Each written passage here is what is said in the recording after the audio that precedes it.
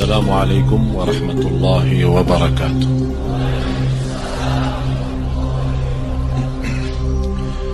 إن الحمد لله نحمده ونستعينه ونستغفره ونعوذ بالله من شرور أنفسنا ومن سيئات أعمالنا. من يهده الله فلا مضل له ومن يضلل فلا هادي له، وأشهد أن لا إله إلا الله وحده لا شريك له، وأشهد أن سيدنا ونبينا محمدا عبد الله ورسوله. اللهم صل وسلم وبارك على سيدنا محمد وعلى آله وصحبه ومن تبعهم بإحسان إلى يوم الدين. سبحانك لا علم لنا إلا ما علمتنا إنك أنت العليم الحكيم. Maha suci Allah, Maha suci Allah, saya tidak mempunyai ilmu apa-apa, hanya saja apa yang diberikan oleh Allah subhanahu wa ta'ala. Salah satu amalan yang saya ingin, selain apa yang saya sampaikan, amalan ini mohon diberikan perhatian lebih banyak. Sederhana, mudah, tapi manfaatnya luar biasa. Amalan itu adalah bersalawat kepada Nabi Muhammad sallallahu alaihi wasallam.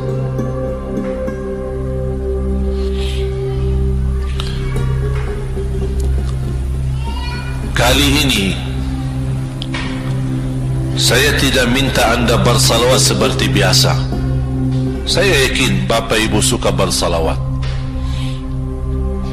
tapi kali ini saya ingin anda membawa salawat kepada Rasul dengan penuh rasa cinta.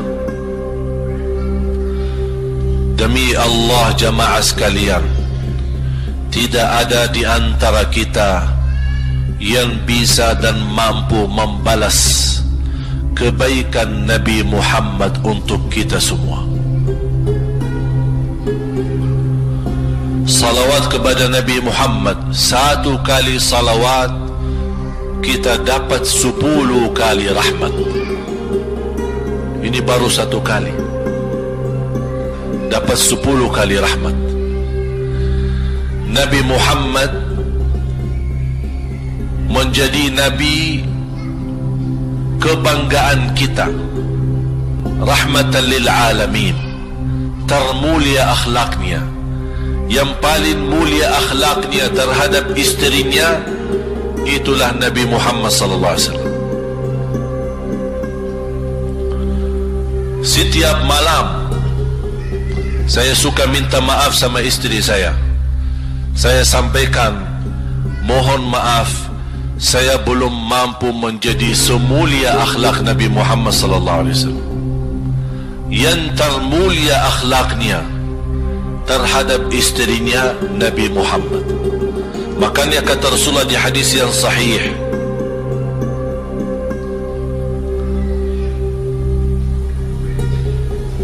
ahsanun nasi akhlaqan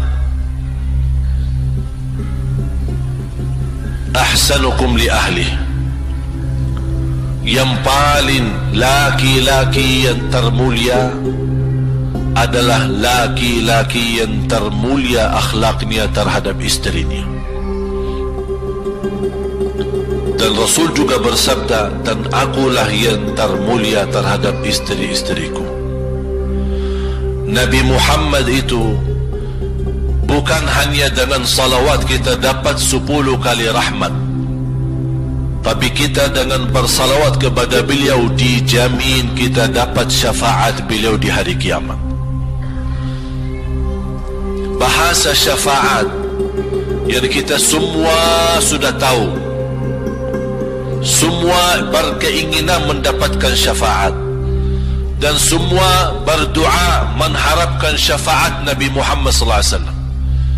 Tapi Bapak Ibu belum tahu sejauh mana kemuliaan syafaat yang kita tunggu yang diberi nanti oleh Rasulullah SAW. Syafaat Nabi Muhammad sallallahu alaihi wasallam adalah langkah yang kita harapkan, bukan hanya umat Islam, bahkan seluruh umat, Yahudi, Nasrani, Buddha, Hindu, seluruh manusia di hari kiamat mengharapkan syafaatnya yang disebut dalam hadis Asy-Syafa'atul Kubra, syafaat yang paling agung yang Allah izinkan Nabi Muhammad untuk diberi kepada seluruh manusia, yang Islam maupun yang tidak Islam. Karena di saat hari kiamat seluruh makhluk Allah subhanahu wa ta'ala, seluruh manusia, bahkan bangsa jin, semuanya berdiri habis dibangkit oleh Allah subhanahu wa ta'ala, semuanya berdiri di hadapan Allah menunggu hisab dimulai lebih dari 50.000 tahun. Bisa enggak terbayang berdiri berapa lama? 50.000 tahun. Dan semuanya keadaan laki dan perempuan sebagaimana baru dilahirkan. Bisa enggak Bapak Ibu terbayang? Sekarang mohon maaf, ibu-ibu yang begitu berjilbab, pakaiannya yang rapi dan sopan, Masya Allah, tertib, bersih, make up, cerah mukanya, bisa menarik perhatian. Betul enggak? Bagaimana di hari kiamat? Semuanya di satu tempat, disamakan, laki sama perempuan campur, dan semuanya dalam keadaan sebagaimana baru dilahirkan, tidak berpakaian apa-apa. Ketika Rasul menceritakan kepada Siti Aisyah pun kaget. Ya Rasulullah, laki dan perempuan sama-sama. Kefikiran Siti Aisyah kemana? Malu dilihat oleh orang. Apa kata Rasulullah SAW? Wahai Aisyah, di saat itu kesibukan manusia pandang kepada Allah subhanahu wa ta'ala, menunggu hisab lebih daripada kefikiran yang lain.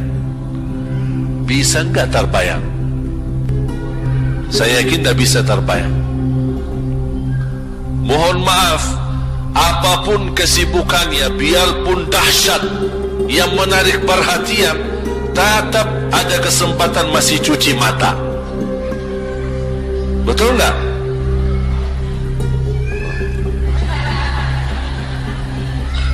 Tapi kalau di hari kiamat beda keadaannya. Apapun yang saya jelasin tidak akan mungkin Bapak Ibu bisa bayangkan, karena itu bukan dahsyat lagi, tapi di luar batas kemampuan kita. Makanya Siti Aisyah sebagai manusia wajar kalau terkejut. Ya Rasulullah, kami dan laki-laki sama-sama. Rasul maklumi fikiran Siti Aisyah sebagaimana memaklumi fikiran kita yang sama. Tapi ternyata kalau di sana beda. Makanya di saat itu belum lagi matahari didekatkan. Disebut dalam hadis mil, 1 mil. Di dalam satu hadis 1 mil adalah, kalau untuk dalam mata itu kan berapa ukurannya? Berapa senti ya? Sangat kecil. Betul? Kalau dalam bahasa Arab itu namanya mil. Berarti ukuran nanti di hari kiamat kita berdiri 50.000 tahun dan mataharinya dekat seperti ini.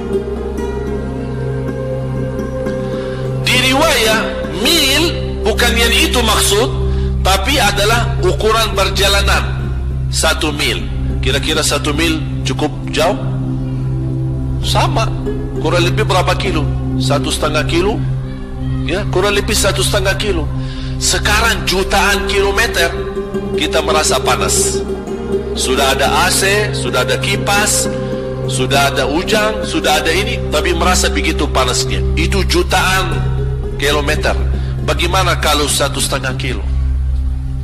Makanya Rasul menggambarkan nanti di hari kiamat, yang biasa di dunia kalau kita keringat dari atas ke, kalau di hari kiamat terbalik, keringat kita dari bawah ke atas. Ini tergantung dosa kita. Kata Rasulullah, ada yang keringatnya sampai ke mata kaki, ada yang sampai ke lutut, ada yang sampai ke paha, ada yang sampai ke perutnya, ada yang sampai ke dadahnya, ada yang sampai ke lehernya, bahkan ada yang sampai merasa sudah sesak nafas, ingin melamatkan diri supaya tidak tenggelam di dalam keringatnya sendiri. Dalam keadaan itu 50.000 tahun. Di situ manusia sudah merasa gelisah, sudah cukup merasa tersiksa. Semua larinya, penolong siapa yang bisa menolong kita? Kita minta tolong kepada siapa yang bisa menyampaikan hajat kita kepada Allah supaya mulai hisab? Karena sudah kita tidak kuat lagi. Semuanya larinya kepada Nabi Adam, Nabi Ibrahim, Nabi Nuh, Nabi Musa, Nabi Isa. Semuanya jawab yang sama, nafsi, nafsi, Allahumma sallim, sallim. Ya Allah, selamatkan diriku sendiri. Dari yang urus anak, istri, suami, keluarga, apalagi manusia lain. Sama keluarganya saja dia lari. Tidak ada. Nafsi, nafsi, diri sendiri, ya Allah selamatkan. Diri sendiri, ya Allah selamatkan. Diri sendiri, ya Allah selamatkan. Nabi Adam jawab begitu. Suruh, barangkali Nabi Nuh bisa bantu kalian. Datang kepada Nabi Nuh, nafsi, nafsi, Allahumma sallim, sallim. Datang kepada Nabi Musa, nafsi, nafsi, Allahumma sallim, sallim. Datang ke Nabi Isa, nafsi, nafsi, Allahumma sallim, sallim. Sampai terakhir Nabi Isa berkata, ada satu, saya rasa dan yakin dialah yang bisa memberi bantuan. Dia tunjukkan, itu dia, namanya Muhammad sallallahu alaihi wasallam. Bayangkan semua manusia ini aja sekarang yang masih hidup berapa miliar, kita tidak bisa dihitung berapa jumlah penduduk bumi. Bayangkan dengan umat terdahulu semua dikumpulkan dan semua menarah satu arah kepada Nabi Muhammad, minta tolong, ya Rasulullah, ya Muhammad, ya Habib Allah, tolong syafaatkan. Barangkali dengan bantuanmu, doamu, syafaatmu bisa ini mulai dihisab supaya terselesai siksa yang kita hadapi. Begitu mereka datang, apa jawab Rasulullah SAW? Allahumma sallim, sallim, ummati, ummati. Ya Allah selamatkan umatku, umatku. Fikirannya umatnya, bukan istrinya, bukan anaknya, bukan orang tuanya, bukan siap, umatnya. Umatnya dia fikirkan. Kemudian dia sujud di hadapan Allah Subhanahu wa ta'ala. Kata Rasulullah, di saat itu aku bersujud, Allah gerakkan lidahku untuk memuji Allah dengan kata-kata pujian yang tidak pernah makhluk pun sebelumnya sebutkan pujian itu.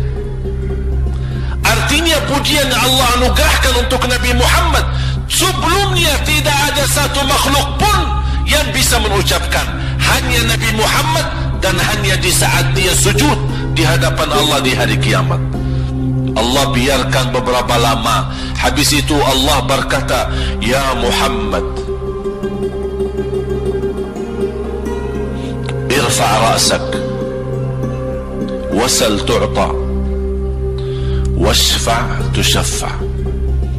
Ya Muhammad, angkatlah kepalamu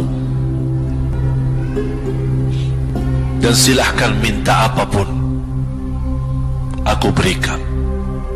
silahkan beri syafaat kepada siapapun, aku terima syafaatmu.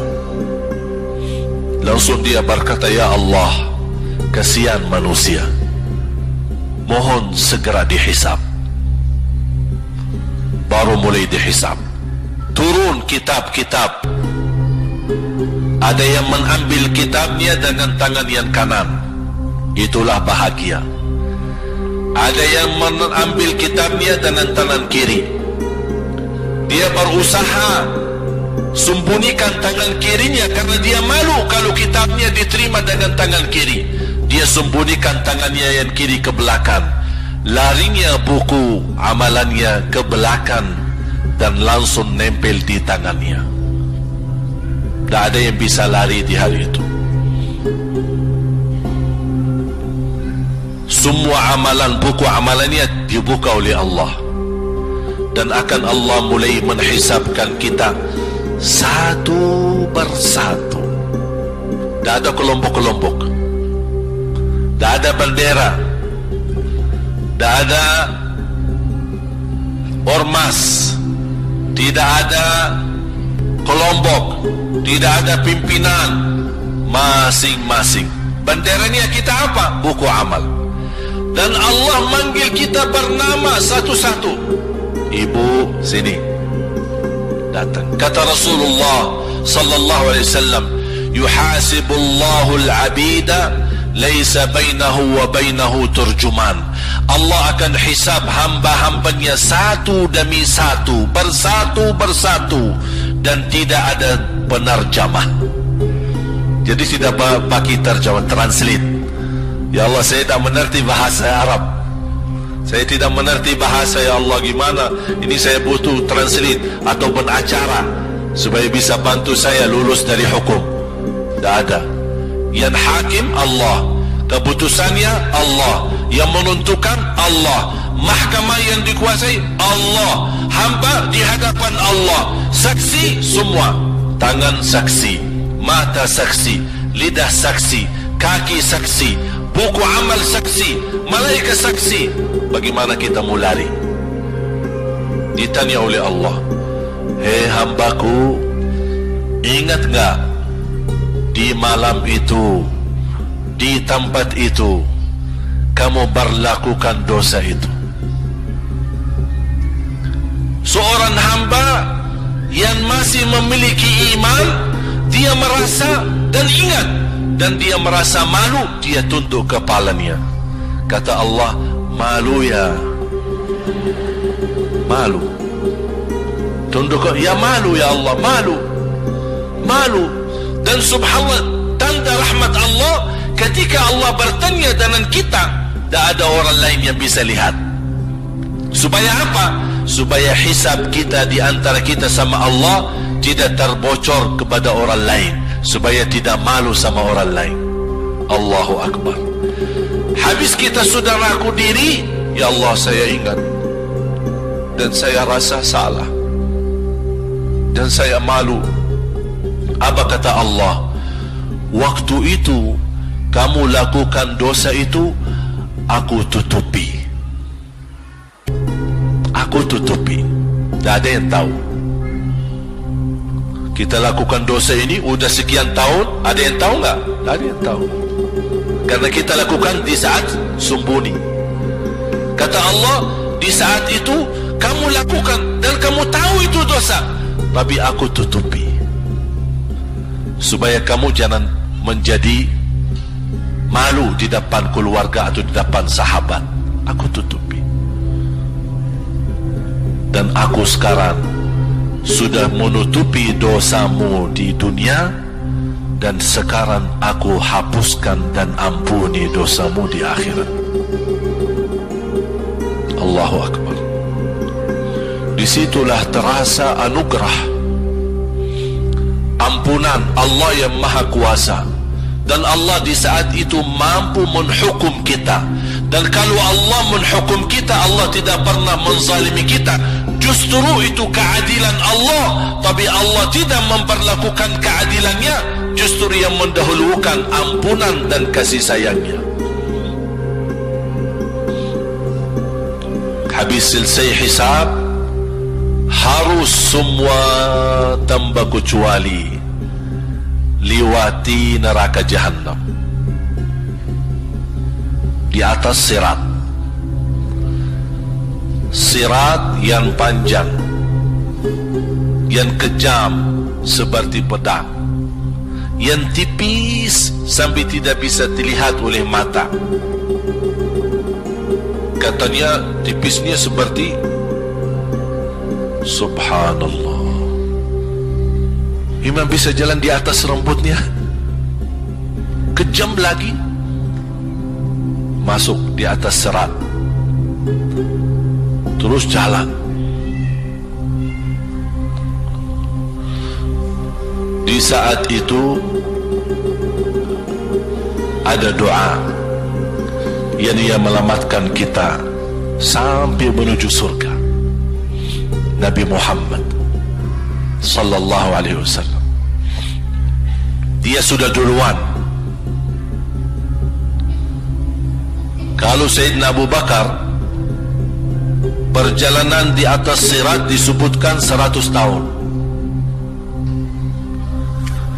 Tapi Sayyidina Abu Bakar satu langkah di atas sirat, langkah kedua di depan pintu surga. Dahsyat.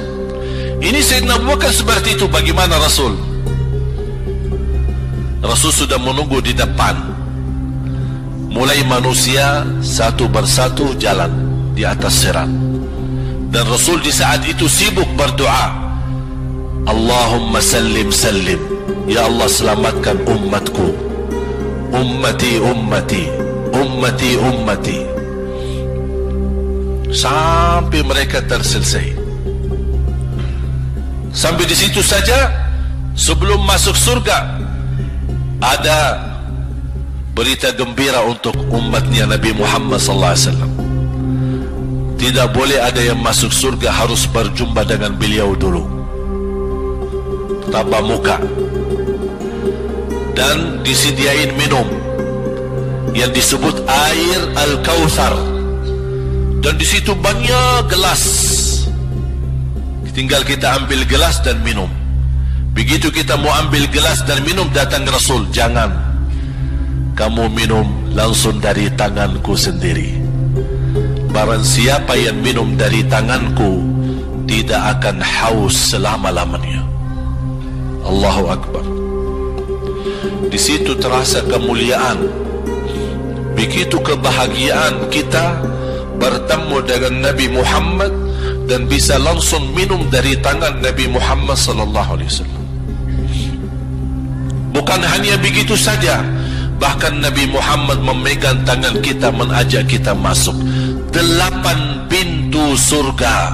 Ada 8 pintu. Rasul bersabda, 1 pintu luasnya seperti antara langit dan bumi.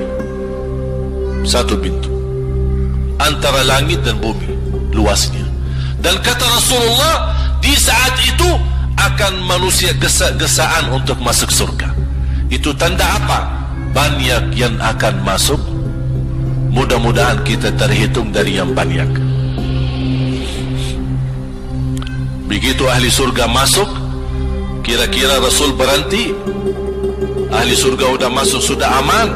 Tidak. Rasul balik lagi, keluar dan menuju dari langkah sirat yang pertama, melihat ada enggak ternyata ada di antara umat dia yang tersisa, yang dosanya terlalu banyak, gesa-gesaan di jalan, merangkak di jalan sampai jatuh di dalam neraka. Rasul mana mereka? Masuk ke neraka. Kata Allah subhanahu wa ta'ala, melihat keadaan Nabi Muhammad SAW, apa yang dibutuhkan lagi? Kata Rasul, ya Allah, saya tidak akan puas masuk surga sampai hamba-hambamu yang ada di neraka, umatku, diselamatkan. Allah subhanahu wa ta'ala mengizinkan Nabi Muhammad keluarkan dari neraka. Dia keluarkan Sudah cukup ya Nabi Muhammad? Tidak cukup ya Allah, masih ada lagi. Diambil lagi, dikeluarkan, diambil lagi, dikeluarkan. Artinya dari umat Nabi Muhammad yang masih banyak dosanya, yang masih banyak kelewatannya sama Rasulullah, yang tidak pantas memberi kemuliaan kepada Rasulullah SAW, dapat pula syafaatnya Nabi Muhammad. Yang tidak pernah memberi tanda sayang dan cinta kepada Rasul, dapat rasa sayang dan cinta Nabi Muhammad SAW. Sampai kata malaikat Jibril, demi Allah saya melihat Nabi Muhammad mengambil manusia dari neraka Jahannam, diselamatkan dari siksa dan membawa mereka ke surga. Kata malaikat Jibril, sampai aku kira tidak ada lagi yang tersisa di neraka Jahannam, saking banyaknya yang dikeluarkan oleh Rasul. Itu syafaat Rasul sallallahu alaihi wasallam. Oleh karena itu jamaah sekalian, ini yang saya ceritakan. Saya mohon kalau anda lagi bersalawat, ingat itu semua. Nabi Muhammad bukan Nabi yang biasa. Nabi Muhammad adalah Nabi yang penolong kita nanti di hari kiamat. Seandainya kita masuk neraka Jahannam, masih ada harapan kita dapat syafaat Nabi Muhammad SAW.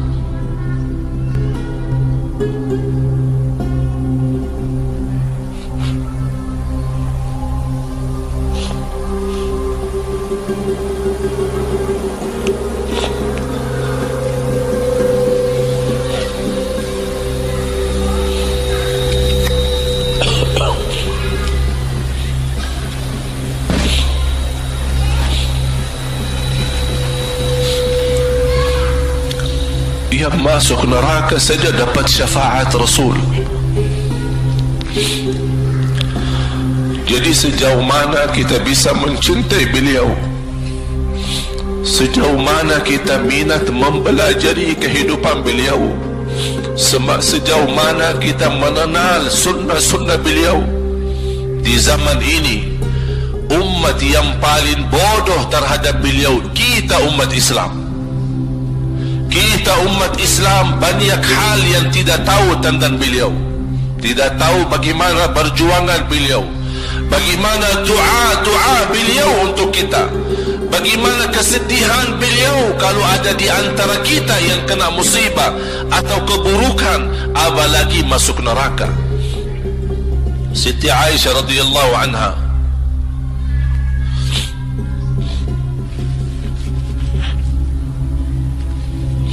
Siti Aisyah radhiyallahu anha pernah minta sama Rasul doa.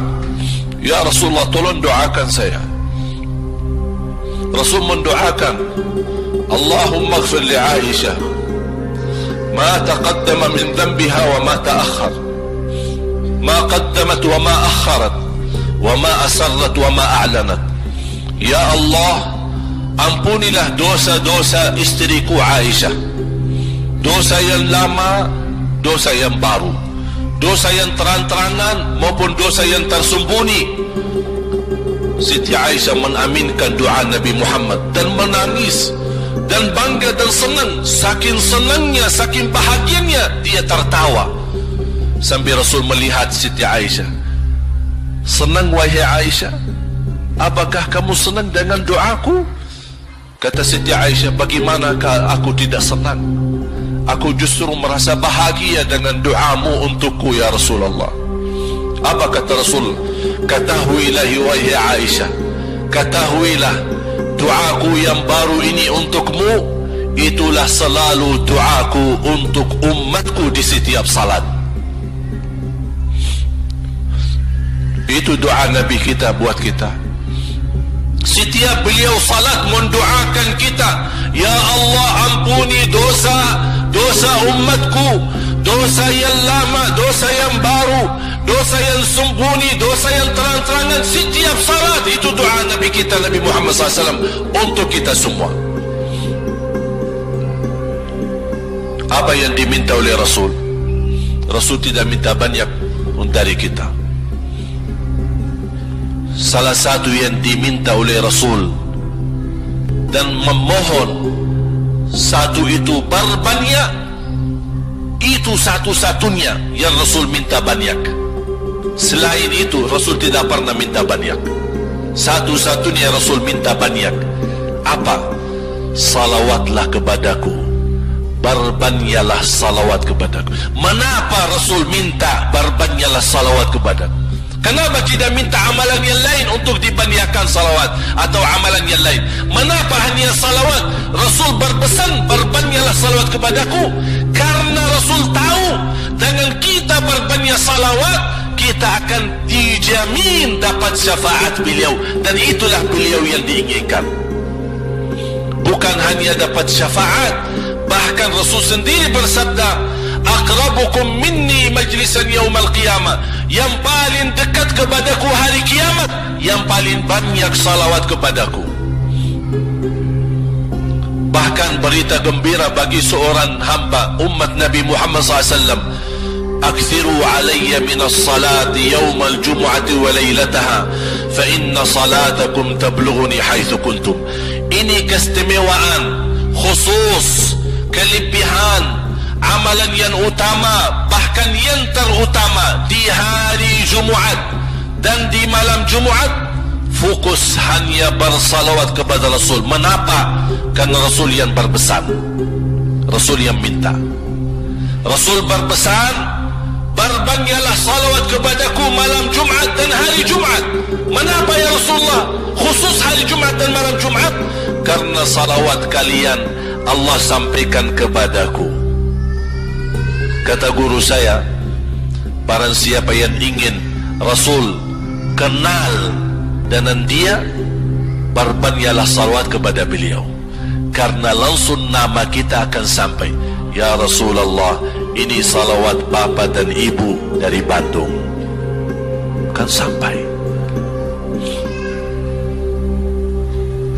Ada riwayat, ada malaikat khusus tugasnya setiap kita bersalawat dibawa kepada Rasulullah sallallahu alaihi wasallam. Allahu akbar. Bahkan ada orang bertanya kepada guru saya, Syekh Muhammad Ibn Muhammad Ibn Mukhtar Asy-Syanqiti, dan beliau masih hidup. Subhanallah, ketika di salah satu pertanyaan di majlis ta'lim di Masjid Nabawi, ada orang bertanya, mana yang lebih diutamakan di hari Jumat? Banyak baca Quran atau banyak salawat? Kita milih yang mana? Beliau menjawab dengan jelas, dengan tegas, di hari Jumat dan malam Jumat lebih utama banyak salawat daripada banyak baca Quran. Mengapa? Karena kata beliau, karena itulah permintaan Rasul sendiri. Berbanyaklah salawat kepadaku di hari Jumat dan di malam Jumat. Dan banyak riwayat yang lain. Kalau saya sebutin manfaat, keutamaan salawat kepada Rasul, lebih daripada 100 manfaat.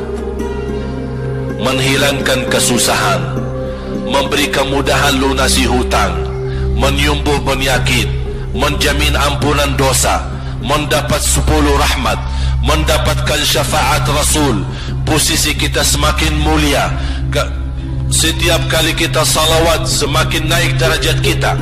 Barang siapa yang salawat kepadaku 10 kali, dapat 10 kebaikan, dapat 10 rahmat, dihapus 10 kejahatan, dan naik 10 darajat, dan di akhirat dapat syafaatku.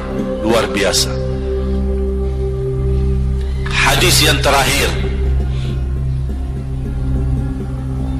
Ubay bin Ka'ab radhiyallahu anhu berkata, ya Rasulullah, aku suka berdoa karena salawat, arti salawat adalah doa. Arti salawat, doa. Ya Rasulullah, aku suka berdoa. Berapa dari doaku saya jadikan untukmu? Artinya berapa persen ya? Kalau bahasa kita, berapa persen kira-kira? Kalau misal saya doa 10 menit, berapa menit untuk Rasul, dan yang sisanya buat aku? Contoh, Aku kalau berdoa, ya Allah ampuni dosaku, ya Allah murahkan rezeki, sembuhkan penyakit. Allahumma salli ala Muhammad wa ala ali Muhammad. Berarti lebih banyak untuk diri kita, baru untuk Rasul. Sahabat itu ya Rasulullah bertanya, ya Rasulullah, berapa bagian dalam doaku saya jadikan untukmu? Apa kata Rasul? Kata Rasulullah SAW, ma syi'ta wa in zitta fahuwa khairul lak. Ya terserahmu, mau doa bagaimana untukku, ya terserahmu, tapi semakin banyak untukku, semakin banyak manfaatnya untukmu. Apa kata sahabat? Ya Rasulullah, saya akan jadikan separuh doaku hanya salawat kepadamu. Artinya kalau saya doa 10 minit, 5 menit salawat dan 5 menit doa untuk diriku sendiri. Apa kata Rasulullah? Terserahmu, wa in zitta fahuwa khairul lak. Kalau kamu berani tambah, itu jauh lebih baik untukmu. Tawar menawar sama Rasulullah SAW, sampai di ujung hadis beliau berkata, ya Rasulullah, saya janji doaku semuanya untukmu. Artinya apa? Kalau dia angkat tangan berdoa, tidak satu pun minta buat dirinya.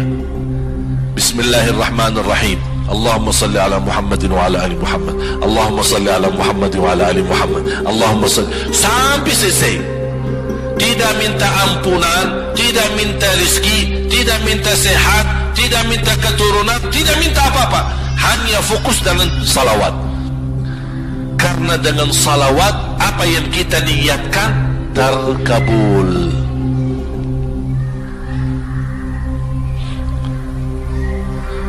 Saya dapat dari guru saya, nanti saya akan ceritakan bagaimana cara berdoa. Kata sahabat, ya Rasulullah, saya akan jadikan doaku hanya salawat kepadamu. Apa jawab Rasulullah SAW? Idzan taf'al yukfa hammuk wa yughfaru dhanbuk wa tuqda hajatuk. Kalau kamu lakukan hanya doamu, hanya salawat kepadaku, akan dihilangkan segala kesusahan, diampuni segala dosa, dan dikabulkan segala hajat. Kata ulama, apa yang diharapkan oleh manusia? Hidup di dunia tanpa susah dan hidup di akhirat tanpa dosa. Betul? Itulah kita dapat dengan salawat kepada Nabi Muhammad SAW. Berdoa, ketika anda berdoa, contohnya seperti ini. Setiap anda berdoa, biasa mulai dalam bismillah dan memuji Allah Subhanahu wa ta'ala. Cukup satu kata memuji Allah dalam segala pujian, alhamdulillahi rabbil alamin. Segala puji bagi Allah. Ini mewakili semua pujian yang lain. Asmaul husna, segala sifat agung, segala kemuliaan diwakili oleh satu kata, alhamdulillahi rabbil alamin. Kata sederhana, kata tidak terlalu panjang, tapi maknanya sangat luas. Oleh karena itu boleh diulangi berkali-kali, alhamdulillahi rabbil alamin, alhamdulillah, sampai benar-benar merasa di hati. Karena ini ucapan mewakili segala pujian yang kita ingin sampaikan kepada Allah. Karena ada pujian yang kita ingat, ada pujian kata-kata yang kita tidak hafal. Dan alhamdulillahi rabbil alamin mewakili segala pujian kepada Allah Subhanahu wa ta'ala. Kemudian bersalawat, Allahumma salli ala Muhammadin wa ala ali Muhammad kama sallaita ala Ibrahim wa ala ali Ibrahim innaka Hamidum Majid. Silahkan doa, ya Allah ampunilah dosaku. Allahumma salli ala Muhammadin wa ala ali Muhammad. Ya Allah sembuhkan penyakitku. Allahumma salli ala Muhammadin wa ala ali Muhammad. Ya Allah berikan kepada aku anak yang salih salihah. Allahumma salli ala Muhammadin wa ala ali Muhammad. Jadi setiap langkah doa diawali dan diakhiri salawat. Faham? Subhanallah, wallahi dahsyat. Saya tidak bisa cerita apa lagi. Mau cerita apa lagi? Wallahi dahsyat. saya tidak pernah istiqamah mengamalkan doa seperti ini, alhamdulillah selalu terkabul. Bahkan nyata Allah kasih, udah selesai. Wallahi jamaah sekalian, salawat kepada Nabi Muhammad bukan budaya, bukan kebiasaan, tapi amalan yang sangat manfaat buat keselamatan kita, kebahagiaan kita di dunia maupun di akhirat. Bahkan keselamatan buat anak kita, salawat kepada Nabi Muhammad SAW. Terakhir, sekali lagi, ketika anda bersalawat, apa yang saya cerita tadi tolong dihadirkan dalam fikiran. Siapa Nabi Muhammad itu? Nabi Muhammad penolong kita di hari kiamat. Nabi Muhammad yang membawa syafaat untuk kita. Nabi Muhammad yang menunggu kita di surga. Nabi Muhammad yang membela kita di saat kita berdiri di hadapan Allah. Nabi Muhammad yang akan membantu mendoakan kita saat jalan di atas sirat. Nabi Muhammad yang mendampingi kita nanti ketika kita minum dari air Al-Kautsar. Nabi Muhammad yang menemani kita masuk ke dalam surga. Nabi Muhammad yang tidak pernah lupa sama kita. Makanya ketika anda bersalawat dan membawa perasaan dan membawa penghayatan ini, insya-Allah jemaah sekalian akan terasa, ya Allah, ternyata indahnya salawat kepada Rasul. Karena sudah kontak di hati. Apalagi kalau anda begitu salawat dan salam, Rasul jawab. Rasul jawab kita, Waalaikumsalam ibu. Tapi cuma kita tidak dengar. Dia dengar salawat kita, dia dengar salam kita, tapi kita tidak mendengar jawab beliau. Allahu Akbar. Wallahi kalau bisa kita rasakan, wallahi ibu bapak akan sendiri menangis tanpa merasa. Sendiri, kok tiba-tiba nangis? Kok tiba-tiba kok tidak bisa tahan diri? Karena Nabi Muhammad itulah yang semestinya sudah menguasai hati kita, sudah ada di hati kita, sudah mempenuhi rasa cinta di dalam hati kita.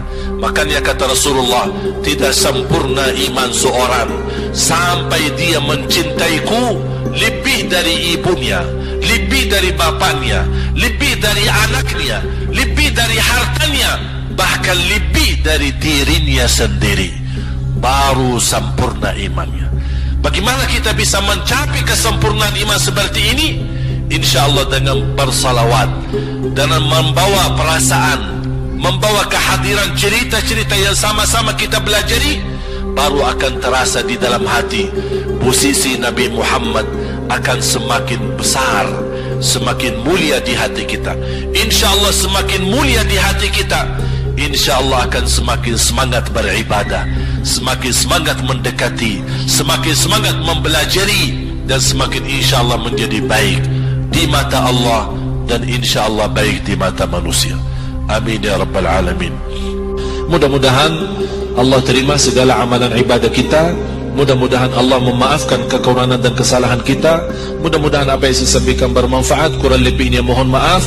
Mudah-mudahan semua yang hadir maupun pendengar di mana saja berada dijadikan oleh Allah Subhanahu wa taala ahlul Quran, ahlul Quran, ahlul Quran dunia akhirat birahmatika ya arhamar rahimin. Akhirul kalam, subhanakallahumma wa bihamdik, ashhadu an la ilaha illa anta, astaghfiruka wa atubu ilaik. Wassalamu alaikum warahmatullahi wabarakatuh.